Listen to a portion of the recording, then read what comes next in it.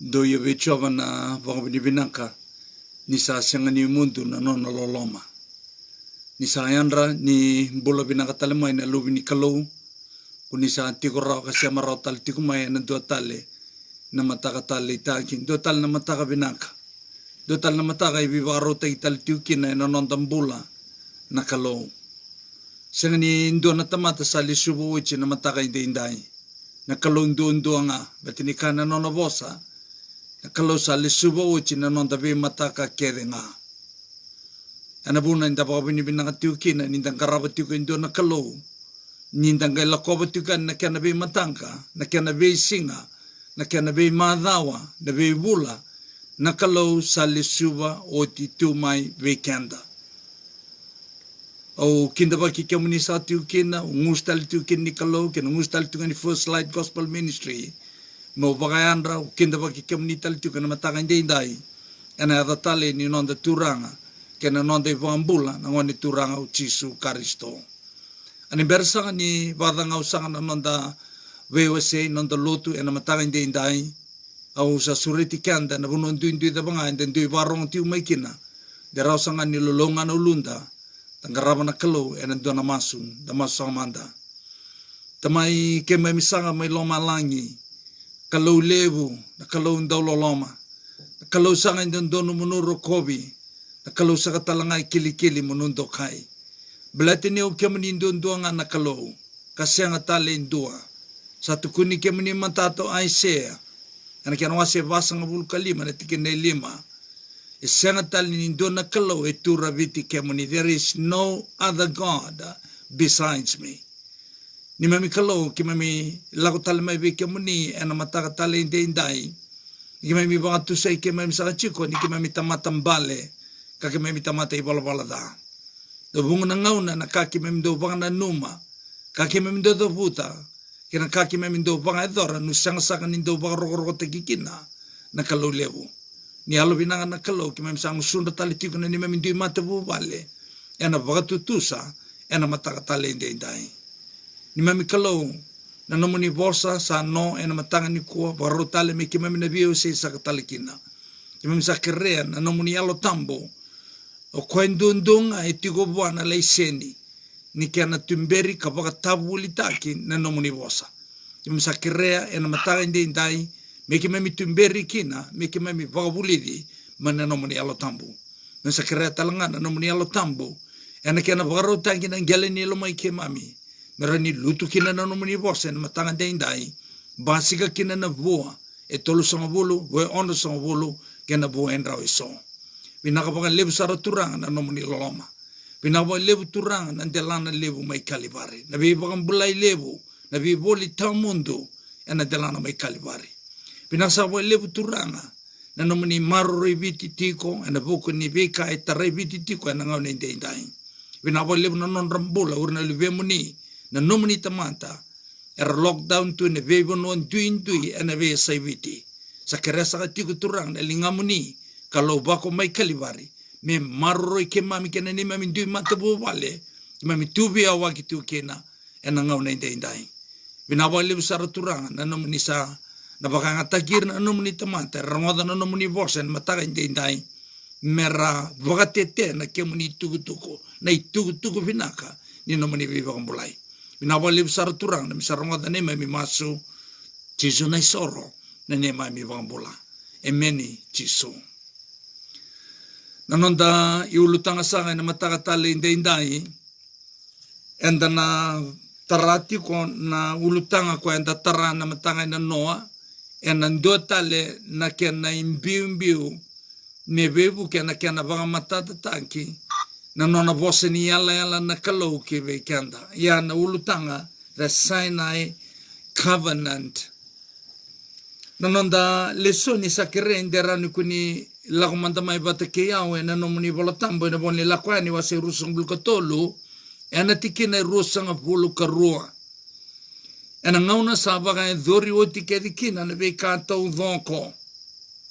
ena kana itubutuba mbitoka ena nonda lesoni ena tikina wase vitu covenant principles spelled out ena wase rusang bulkatolu ena tikina rusang bulu karua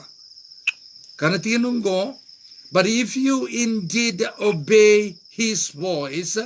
and do all that I speak, yung sa talay raw kinanono bosa, kada kava na ka kedenga etukuno kokoya. Then I will be an enemy to your enemies. E kanoyado meu non remeda wirervaga meda tekiko. And an adversary to your adversaries. Kayado meu voluti ira se ira kuir erabia voluti kemani serabia erabaloloma taki kemani seradaka dala ve kemani. Bekimani na bewekani lomani na nonda ulutanga the Sinai covenant and na taratiko na matakatale indendai merani buke na nonda taura vakarambai levu mai ena vaka sama ni nonda lesu tale kinangauna e bosani alala kinana kalau be antama mai be antama me bosani alala be noa be eparama ka dobo tiko mai nandelano ngo mai saniai yana pa na piele lanti ko endoruna rede tiko na mataka tale indendai o ko usutu kambimbin dundua ena vaka sama membalenta na covenant siana ve yala yalanti meu ramataki kanda romanda na vaka sama ni ve yala yalanti siana covenant au sanda wasia vaka wasamati ko ve kanda o kalani bidana be mataka saoti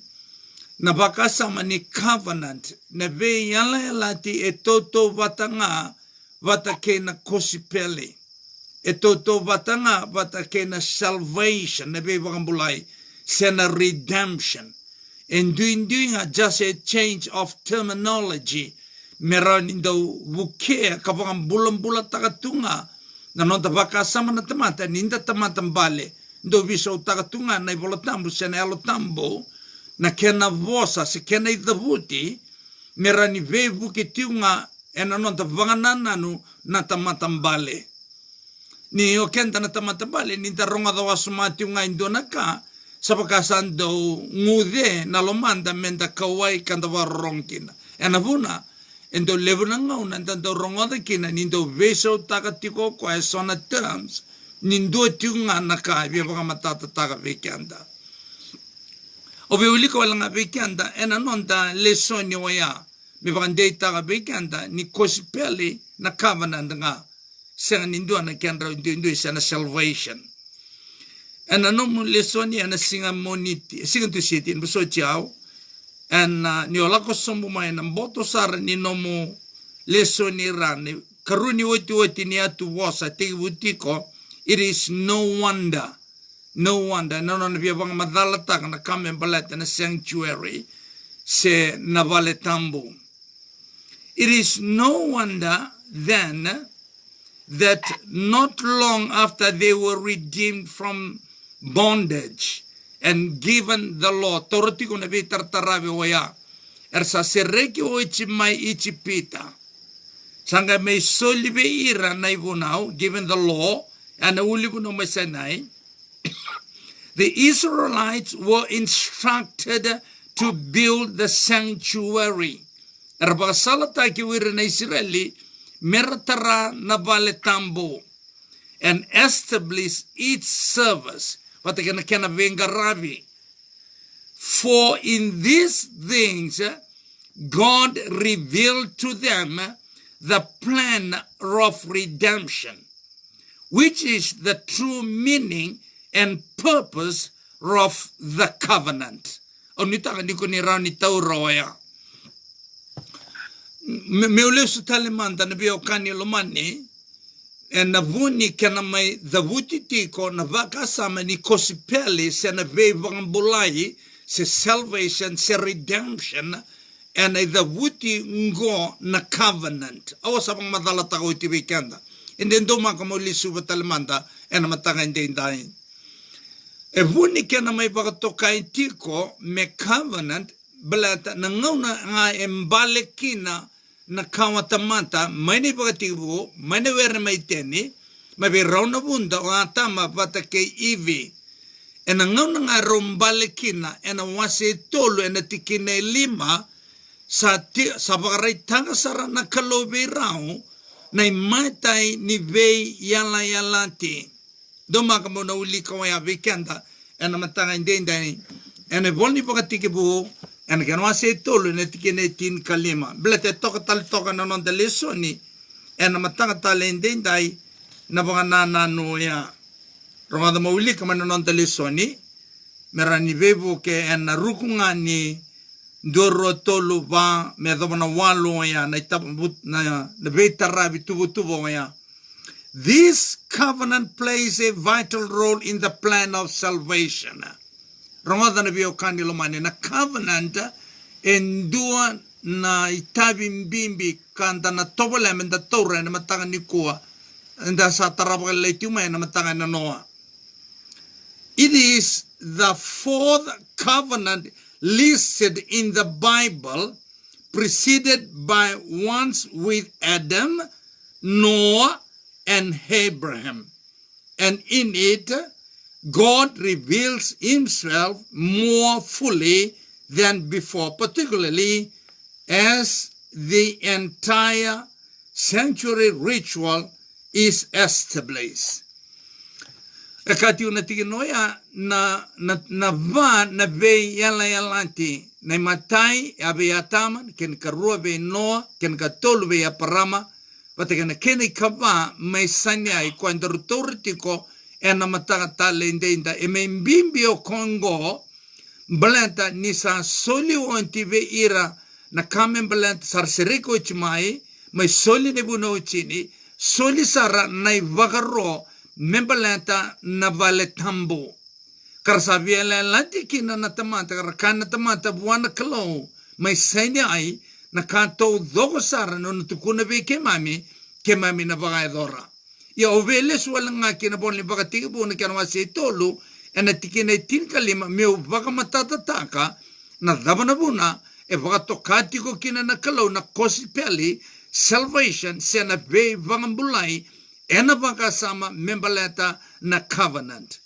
Ena wase tolo ena bolni baka tigibu tiguna no mai bolatambo kira ndero ni kola ko manta mai batiki ya ena wase tolo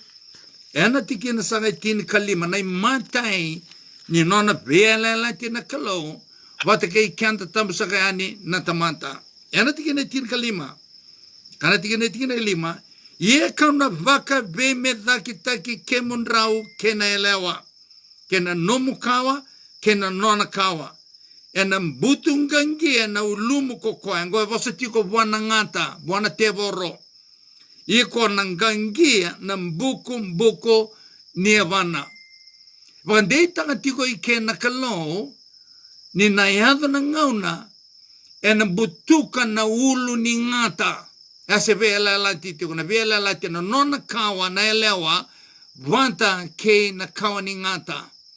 Rungo indona ivalu na great controversy na beokani lomani ena yado ena nduinga na basika mai na nduide ni tuta ginandina na beokani lomani ena basika kina na lasu na buna ena basika kina na ivalu kwa yala takiti kongo ya ekabingo na tinongo ena membutu ngangi na ulumu kokoya ya na basika mai na ngoni turanga uchisu Kristo mema imbutuka na uluna na ulu ni ngati ni salomotu na uluna kenembele mbale sa mate vagandua sa oti na nona kaukawa yena ngata endina nga ena barluta na yavana mbutu engangie na mbuku ni yavana yena senga nga ni vanga matei koya e vanga deita nga tiko vekianta na tamate ni kalo ene vata uti ni ngauna se dhavana ka ena yado ena nondambula mendana numatiko o koe vaga medata ki kenda tiko sa mate rawa o koe mai kalibari sa lombutu rawa na uluna sa vaga malu taki oti na meda ve kenda o koe ngangie tiko nga na mbuku ni avanda ena senga ni na vaga mate kenda rawa me vakana kaya da kavu chisu wa okay, sabi na posongo na covenant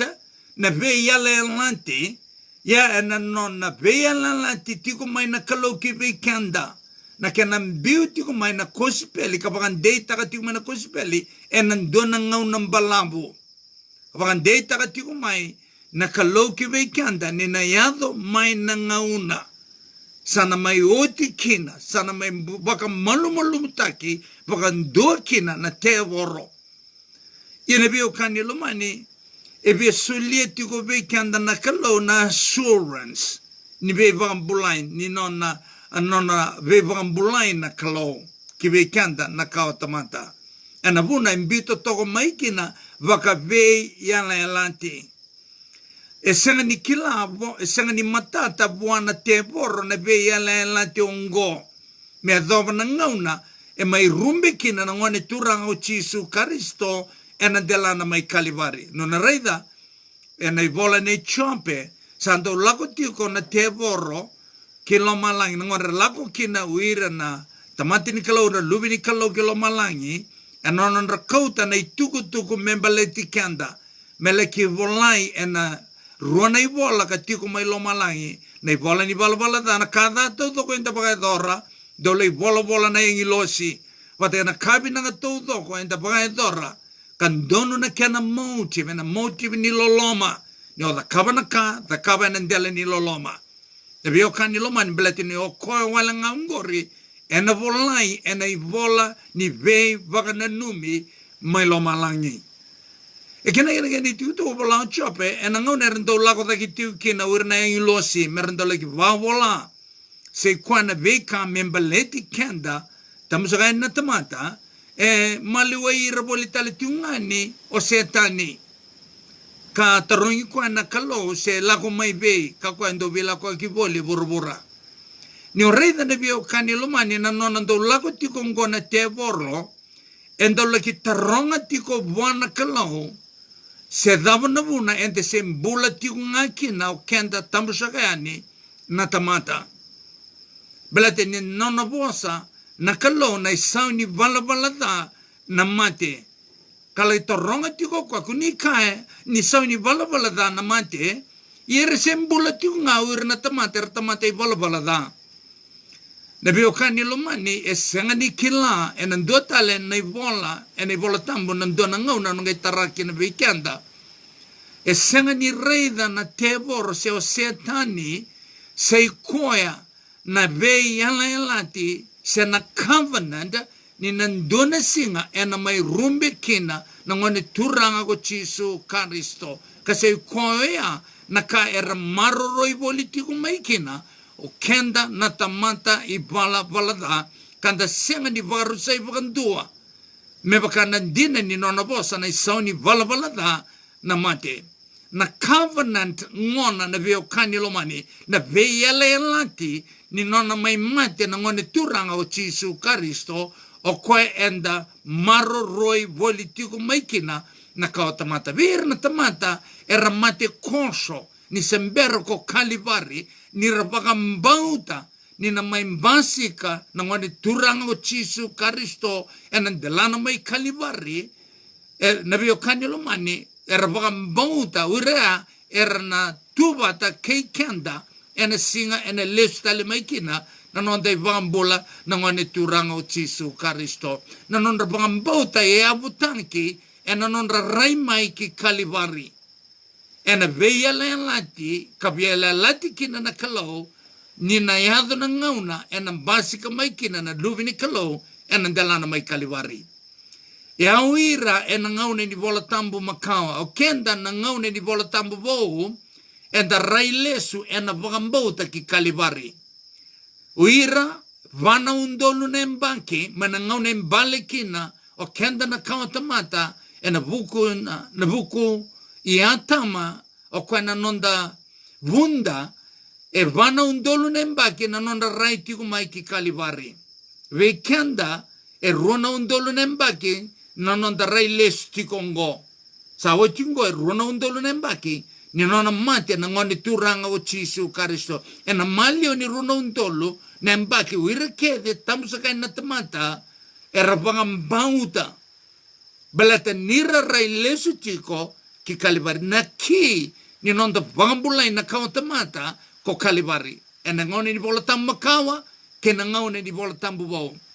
Senganindua e na ngone ni bola tambu makawa, e vambulai e na muria na ibonau senga.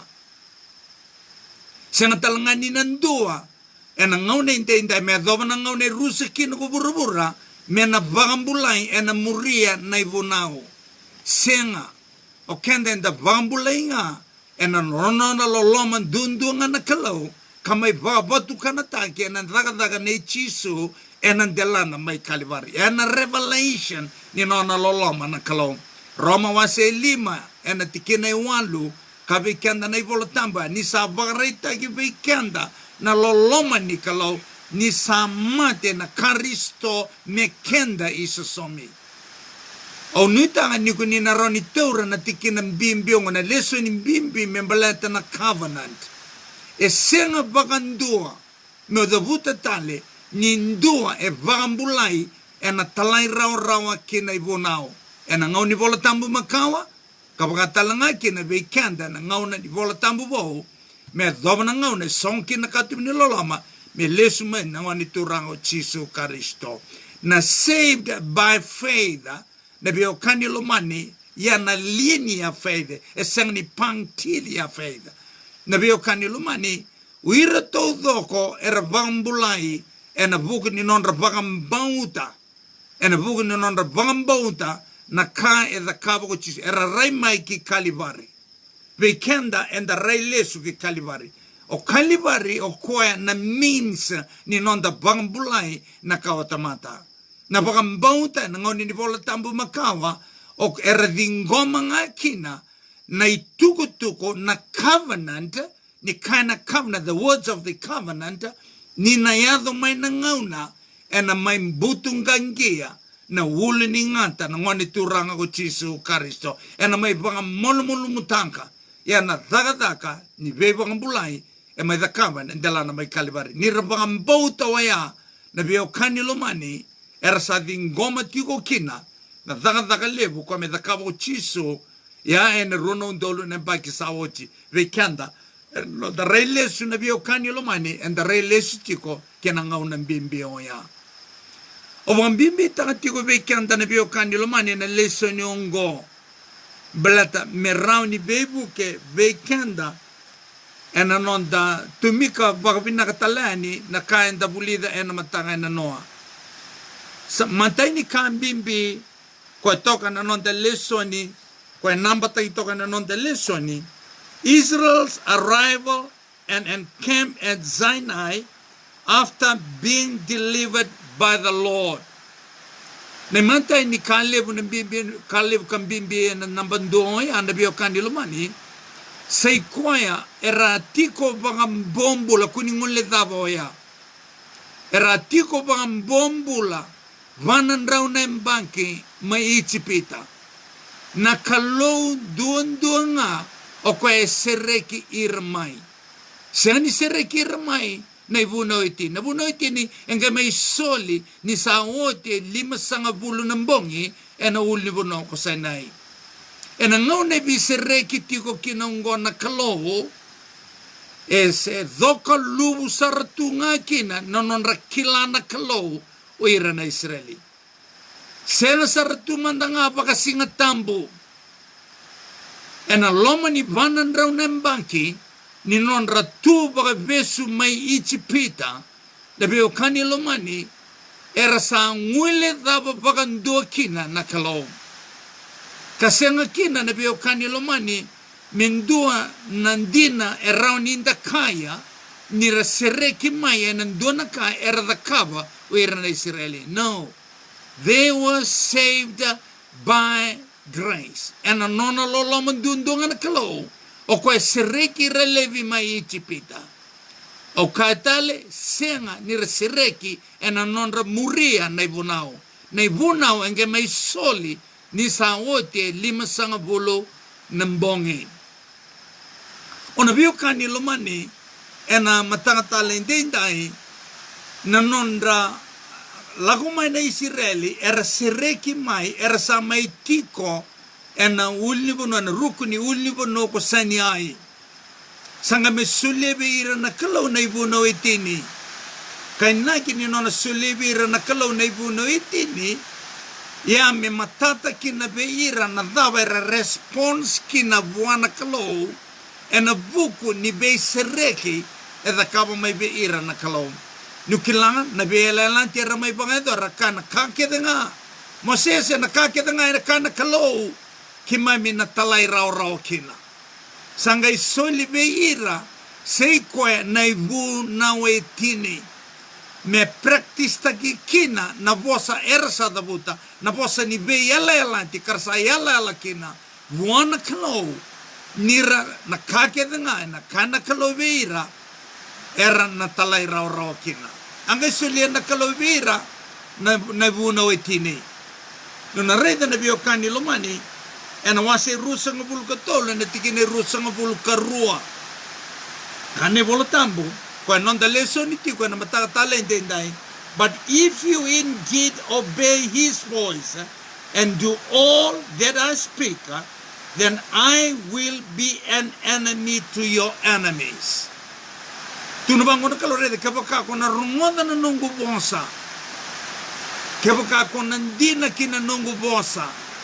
e kona yado meu nonra meda uira erba meda takiko nebeo kani lomani endua na lenga lebu ena non tambula tam sakana tamate na ngau nendai sei kwa uira era meda taikenda na kenda meda lebu na teboro na bunida esa karati go weekenda na bosni kalo na no bosni ala na kalo reida oi ko kavanga na kao kave iko mo bagador na kemu meda ena kemu meda na no mo ibalu ena no ngo ibalu do bunga na ngau na do baganga ta kikino pagalebu ninda sotaba na ndrendre leber ndo baganga na tikini bola tambungo na ibalu en no na ibalu na kalo ronda na biokani lomani ngo e conditional ngona bio kani lomani e tiko na kena condition o kwa ngandrebi menda comply kina aya na kena condition sei kwa na nonda talai rawa kina nona bosa kedenga na kalau seni da talai rawa kina ndonga na tikina da talai rawa kina nona bosa kedenga na kalau kasa solio titiko vira ena wase rusa ngubulu na kalau e ana ibu no itini Nio bandeu da na ibu no itini na biokani lomani e senga nindo na ka e dha kina e mai pakangataka ne bola tambu bo na matai e na bola choni wase tin ka ba e na tikina tin kalima kakuka ke pakando sa lomani au do na talai rao kina nongo ibu nau e na bosa paka pertania e pakangataki kina commandments kene mbale elevi e plural commandment e vosa juga belata na ibuno e tini ni tini na ibunao i ronda na biokani lomani na ibuno e tini e dondonu memori e na ngauni sala ni loloma ana buna e pangataka kinoko chiso na nona ibuno bongo mendo velo mani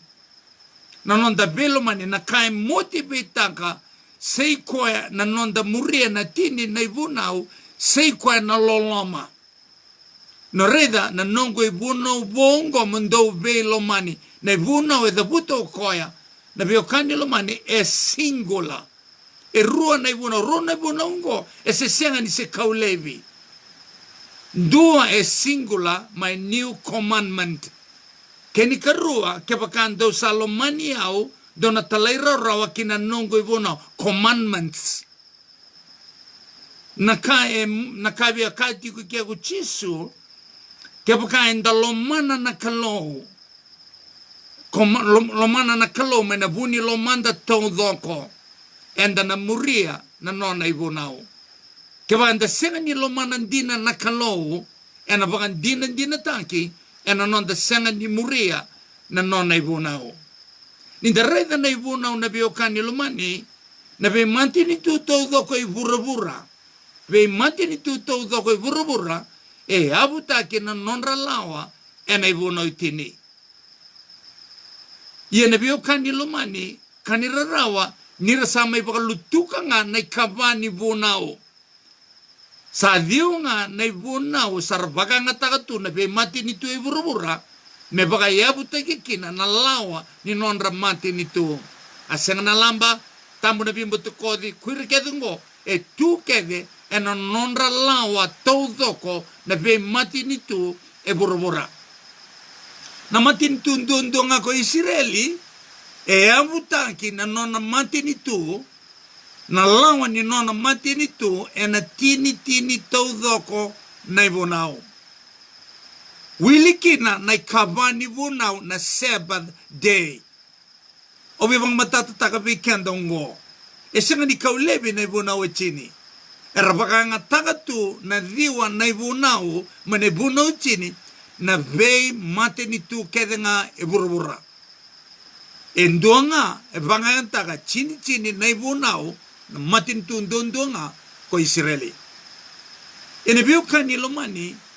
na kanlebu kambimbi au bina kata maundreta sombuki na memeitini tikiki na nononda leso ni ana matakatala indai. Na bele lati mai saini ai. Na bele lati mai saini ai sei kwa nononda bele lati na tamata na kato udoko nga. Kuni na kaiwe ke mami na bagaidora. Na bele lati oya na biyo kanilumani is still valid vekenda ena ngauna indai. E sanga ni se kaulebi. E kaunga mai mena kato ni beya lelati ki na lomanda na tamata. Na kawalangai bisau na biyo kani lomani se kwa na custody ni bonua embiu kina na beya lelati ne buno itini. Ni olesu kina ibola ni cheramaya wase tolu sanga bulu kandua. Ia kauna ta kawata le ndo na beya lelati vo. Adama na beya lelati vo. Ia kauna tungana na nongu ibunao kina lomandra. Na adama na nona ibunao na kalau na tini na ibunao. E sini kaya na beya lelati vo. Sini kaya ko chermaya. Rega na ngono na tungana kina na lumamundo. Sana baka lutuki kina na ikabani ibunao. E senga baka ndo ni tukuna ko chermaya waya.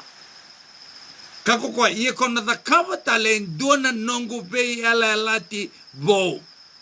Ia na nongo bei ala lati vongo. Kauna tungana na nongo iponau kina lomandra. Kavola kina elondra.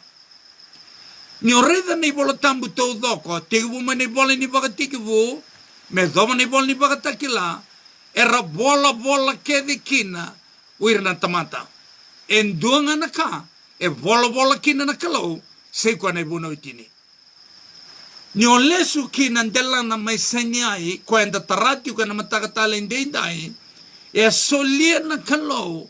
na vatu nibunau e bola e kanibolo tambu e deuta e na nona ingangalu na kalau e bola na kalau na vatu na kai bolaitiko e na ibuno itini. Nebio kanilumani na ngau na mei bolaki na na be yale la tipo mbadi bola tale na kalau kaka kino koya yena nongo be yale la tibongo kauna tungana na nongo ibona ukena lomandra kau na bola kena lomandra na kalau e bola ena lomamu na tini na ibonao nebio kani lomani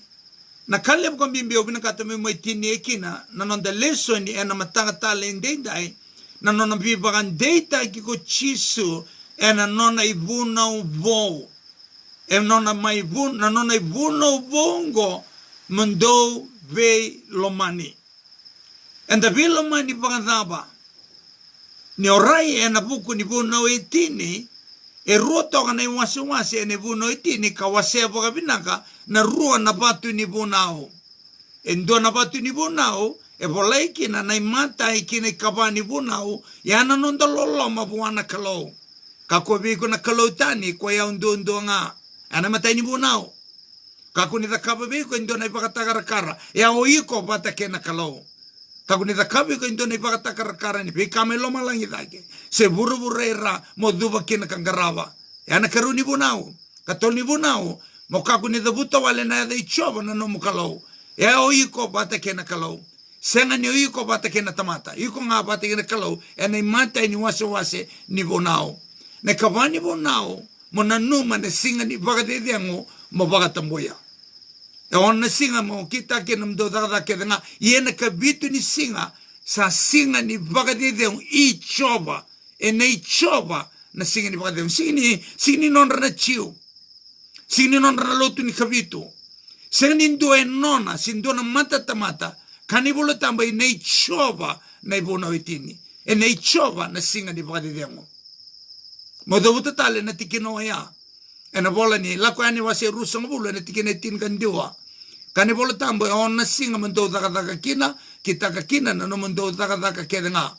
e na kabiti ni singa sa singa ni bagade dengo I chova na no mendo ko mkaku ni kita ka kina en dona daga iko ndibe mutangane sanga lako sumai na kena I varo ya ene mata ni watu ni bonao ne karua ni watu ne biokani lomani sanga me tiku kina na nonda loloma bagatamata o kenda kalang mai kina ne kelima ni bonao mo baga rogo takirao na tamamu kena tinamu rongoda ne biokani lomani me domane katini ni bonao ya na nonda biokani na tamata kena tamata ena biokani ni loloma ana buna me bandeta ke kingo chiso ana non torongi chiso na dama na ibuna o kalebu dundua wase rota le chiso ka chiso na mata ni ibuna o kalebu dundongo molomani choba na nomu kalo ena lo mamu to doko ya mane mata ni ibuna kabun kaban me dama na kaban ni ibuna na kai bolai ena mata ni batu ni ibuna ya na keni karongo tunongo chisungo molomana nawe kamu mabagata geko ya mene karuni batu teu mene kalima ni bonao me adova na ikachini ni bonao na biokani lo manenge ikamongo de so toto bato korongo e da buto chisu bagata gikonga ya ongo na biokani lo manenta buliti tiu kana mataka le indai sei koya na kana baga matana taki na nonda loloma buana kalo ke baga lomana ndina na kalo na no murreida na nona lomani kanda na kalo kasuleki na nalubena indumba unga kabatumbura me mate na ndelana mai kalibari John 3:16 for God so loved the world that he gave his only begotten son esuliema na lubena me mate ena bukunda na kawatamata yana nona loloma na kalo kibe kanda yene bio kani lomani kanda lomana na kalo ena nona lomani kanda me mate na bukunda matenchoni wasebati kine tinkadiwa we love God because he first loved us na nona lomana na kalo en bilingi kanda e propelta ki kanda na nona reida na nona lomani kanda na kalo kasulie mai kina na lubena me mate ena bukunda ena ndelana mai kalibari na manifestation ni nona loloma buana kalo sei kwa na nonda muria na nona ibuna choni tinkaba ena tikine tinkalima kebakanto salomaniao dona talai raurawa kina nongo ibunao na biokandi lomani na biela la terma itakaba na Israeli na biela la ti wo na biokandi lomani okenda vata ke na kalo okame bandeta ke na delana mai kalibari na biokandi lomani kebakanto lomana ndina na kalo enda na talai raurawa kina nona ibunao na manifestation ni nonda loloma buana kalo mete rauni ndu e claim taka ni lomana na kalo e rauni ndu e kai au lomana na kalo e ke baka senga ni baka matana tanki na kai tukuno waya na biokani lomani e na nona kago chisu ke baka ndo lomani ya unjina dona talai raurau kina nongo ibunao e ke baka ndo senga ni lomani ya undina dona senga ni talai raurawa kina nongo ibunao e raunga ni tanga talai raurau kina nona ibunao na kalo ke baka enta sabang bauti chisu ena buku ni beba kambule da kabe be kendo chisu ena delana mai kalibari enda baka bauti koya enda baka sine tene alo tambo o kwa ena paunta ikenda menda muria rawa na nona ibunao na kalo me randa lo mana kina na kalo bete kabe kenda kalati awase lima ena tikine rusang bul karua kabe kenda bolo tamni sa buoni alo tambo na loloma E senga ni rawa na bi okani lo mani mo kani ko lo mana na kalau. Gago senga ni muria na nona i bonau. Senga ni lo mandina oya. Senga ni genuine love oya. A genuine love kakati ko chisu. Enda na talai rawa kina nona i bonau. Nanuma waka ngata ko chisu ni lesu kena vakantewa. And i bola tambu wakiriki e plural commandments. Choni chinka ba chikine chinka lima commandments. Kene mbale e refer to ko chisu kina bunau e chini. Kina chini na ibunau o ko sama ibolambo o kwa ena lo mamu wate kina lo mango valonga tai kanda na turanga ena bugi no de tukutuko enda bulsa chukina ena mataka indai dolanga no nda masu tamai ke mamisang mai loma langi kalau lewu kalau ndolo loma ke mami ndoba tami ke mami bakasuka bi ke mani na baka bini bina kalebu ena mataka indai binawa lewu na nomuni bosa binawa lewu na ndalana mai kalivari binabole buna nomuni ya lotambo binabole burna lubemuni kuni bakatara mer parong ena matakante dai sama sigo turanga nirna dengubi nirna bakalonga tataki mai beke mani ndrendre tungo beke mami burubura ke mami mbulatiu kina katiu na tikina bulidi ke mami bulidi na matanga ni koa ena bole la kwani wase rusang bul katolo na tikina rusang bul karua kebaka ki memi talai rawa kina nomu ni bosa. Na ni memi meda ena nomu ni meda. Na ni memi valu ena nomu ni valu. Na memi ndrendre ena nomu ni ndrendre.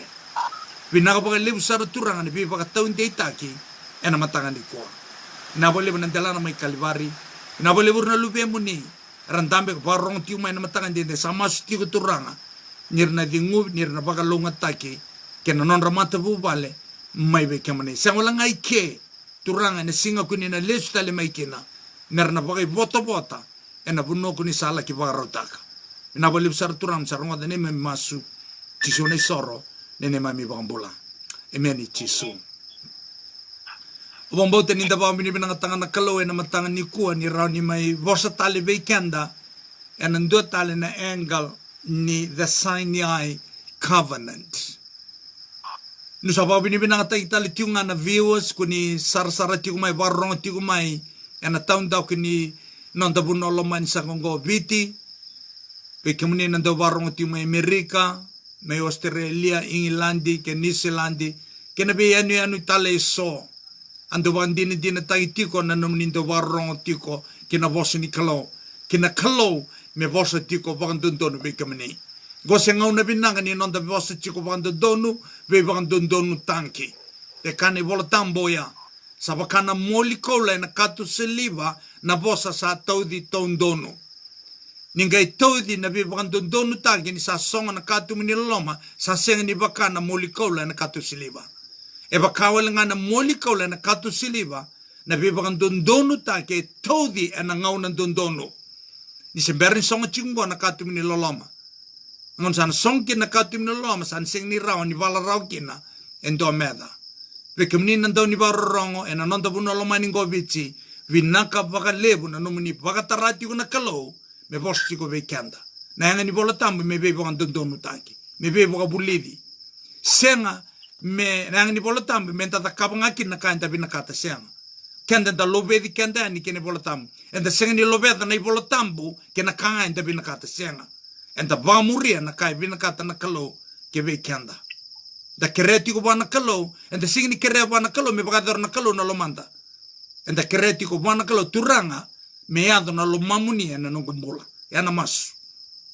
nusaba bini binakata itu kene na mataka talente intai bekemni na sema online tu mana telefoni binaka baka lebu sara na nomuni alon dina tiko wana Kalo na nomuni rongoda tiko na nona bosa ya me do na mataka ni mataka